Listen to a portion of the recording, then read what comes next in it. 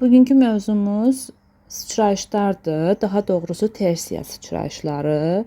Hansı ki tersiyadan başqa prema sıçrayışları və kvinta sıçrayışları da mövcuddur. Onu gələn dərslərdə, videolarda izah edəcəm. Hal-hazırda söhbət tersiya sıçrayışlarından gedir. Deməli ki, kvarta və kvinta münasibətli akordlar birləşərkən birinci akordun tersiyası ikinci akordun tersiyasına sıçrayışla hərəkət edə bilir. Bu nə deməkdir? Yəni kvarta kvinta münasibətli akordlar dedikdə TS və TD akordlarından gedir. İndi bu tərsinə də ola bilər. ST, DT falan ola bilər. İndi burada söhbət nədən gedir? Deyir ki, birinin tersiyası digərinin tersiyasına sıçrayışla hərəkət edə bilir. Bu belə hal həm sopranoda mümkün ola bilər, həm tenorda mümkün ola bilər. Sopranoda olarkən iki akkordda tersiya vəziyyətində olmalıdır və qeyd olunur ki, bu tersiya birinci akord sıxdısa, o ikinci akord gen olmalıdır və birinci akordda gendirsə, ikincisi sıx olmalıdır. Yəni burada sıçrayış edərkən düzülüş dəyişir. Sıx genə və gendə sıxa keçir və bu hal deməli ki, sopranoda olan sıçrayışlar üçün, melodiyada olan sıçrayışlar üçün keçərlidir. Burada indi biz yazaq, yazanda nə demək istədiyim daha aydın ortaya çıxar. İndi yazaq birinci TS, ST belə yazaq. Yazırıq. Bu indi bastada gəlmiş. Do, sol, do, mi. Bu tonikanın sıx düzülüş tersiya vəziyyətidir. İndi biz bunu sıçrayış eləməliyik. Subdominantda tersiya vəziyyətində olmalıdır. Amma ki, deməli ki, tersiya yuxarıda olmalıdır. Subdominantanın tersiyası. Subdominanta bizdə nədir? Fa'dır. Fa'dan fa, la, do. La'sı onun düşür də, tersiyaya düşür. Tersiyaya düşür. Ona görə biz tersiya sıçrayışını o şəkildə veririk. Fa, deməli, mi sıçrayış eləyir la'ya. Aha, sonra biz yazırıq bası.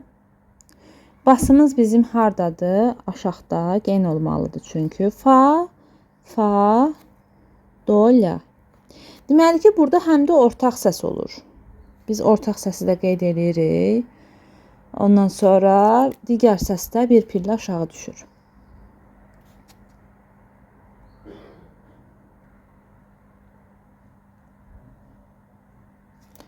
Bu oldu subdominantla birləşməsində, yəni sıçrayışı daha doğrusu.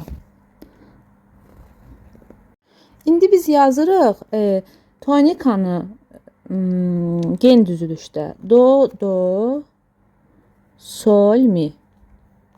Bu oldu tersiya vəziyyəti. İndi biz bunu yazanda subdominantanın sıx vəziyyətinə düşməliyik də. O da subdominantanın tersiyası haradır? La, bura düşür. La. Və necə yazırıq bunu? Fa, bas, ortaq səs do, fa, la. Bu sıçrayış oldu gendən sıxa keçmə. Yəni gen idi, sıxa döndü, sıx düzülüşə çevrildi də akord. Yəni sıçrayış hesabına. Yəni biz məsəl üçün ardıcıllıq yazanda bizə sıx düzülüş lazımdırsa, belə tersiya vəziyyətlərin tersiya sıçrayışları vasitəsilə biz düzülüşü dəyişə bilirik. Bir də düzülüşü harda dəyişmək mümkün olurdu? Yer dəyişmələrdə. Məsəl üçün birinci üsulda düzülüş dəyişmirdi, 2-də 3-də dəyişirdi. Onu o forma yer dəyişmə hesabına düzülüşü dəyişə bilirik.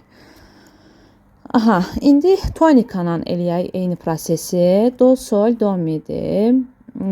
Yazırıq tonika, sıx düzülüş, tersiya. Deməli ki, dominanta sol, si, re gedir. Si burada qeyd olunur. Sol, sol, re, si. Bu da oldu dominantanın gen düzülüş tersiya. Sıxdan genə keçdi burada da. İndi biz bunu gende yazaq. Sonra da yəni sıçrayış eləyək. La, sol qalır. La nədir? Si. Si, sol. Aha. Sonra burada sol bas, do da gelir re'ye. Sol, re, sol, si. Sanki tersiya sıçrayışı elədik. Ortaq səsi saxladıq. Digər pilləni bir pillə qaldırdıq yuxarı və bası qeyd elədik. Bu da oldu tonika gen düzülüş tersiyadan dominanta sıx düzülüş tersiyaya sıçrayış. Aha, belə. İndi biz nə edəcəyik? Bu sıçrayışlar tenorda da olur. Tenorda da sıçrayış olur. Bu zaman necə olur? Tenorda sıçrayış olarkən necə olur? Bizdə burada sıçrayış sopranoda idi. Orada isə tenora düşür. Tenorda necə olur? Yəni ki, bas, tenor, alt, soprano şəklində gelirdi akordlarımız. Biz bunu necə deyim, elə eləməliyik ki, tersiya tenora düşsün. Do, mi, sol, do. Bu tersiya səsimizdir. Tenora düşür. Bu tenordur, bu basdır, bu altdır, bu da sopranodur. Sanki belə fikirləşmək lazımdır. Bu sıçrayış da burada olmalıdır. İndi subdominantadan fikirləşək ki, necə eləmək olar. Subdominantada la səsi tersiyadır. Bu indi bu şəkildə yazırıq. La tersiya, fa bas, fa la.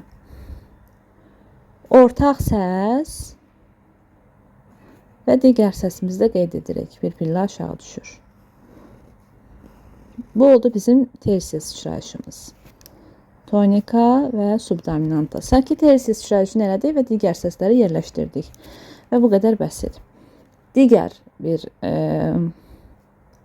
dominantanla eləyək eyni şeyi. Do, mi, sıxla başlayırıq. İndi bu tersiyadır.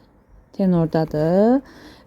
Si bizim dominantada tersiyamızdır və tenorda yazılmalıdır. Tenorda yazdıq bunu. Daha sonra ortaq səsimiz var. Ortaq səsimizi qeyd edirik. Daha sonra basımızı qeyd edirik. Daha sonra da digər səsimizi qeyd edirik. Bu da olur tersiya sıçrayışı. Tenorda olan tersiya sıçrayışı. Da belə. Aha. Sonra onun tərsinəsini eləyək. Ki görüm necə olur. Fa, la, fa, do. Bu tersiyamız. İndi biz bunu subdominantanı tonikanın elə bir sıçrayış eləməliyik də ora.